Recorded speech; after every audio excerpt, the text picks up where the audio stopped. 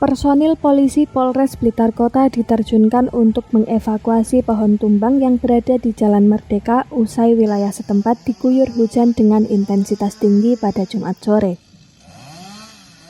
Dengan menggunakan alat pemotong kayu, pohon tumbang yang menutup badan jalan itu langsung dibersihkan satu persatu.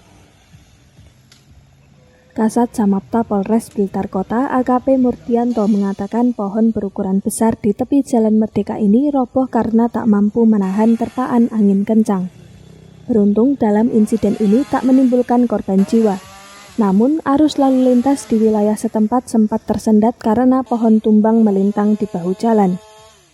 Tadi kira pukul 14 ada memang terjadi hujan yang sedikit angin sehingga menimbulkan pohon tumbang di Jalan Merdeka ini di depan BRI, sehingga kami dengan personil Polres Blitar Kota dengan sigap dan cepat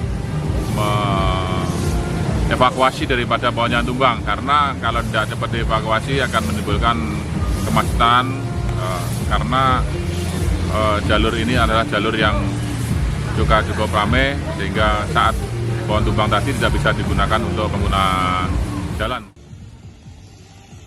Sementara adanya cuaca ekstrim ini, polisi pun kembali menghimbau masyarakat agar lebih waspada dan berhati-hati saat melakukan aktivitas berkendara, utamanya pada saat turun hujan lebat. Dari Blitar, Arif Rosmanto, Garda TV.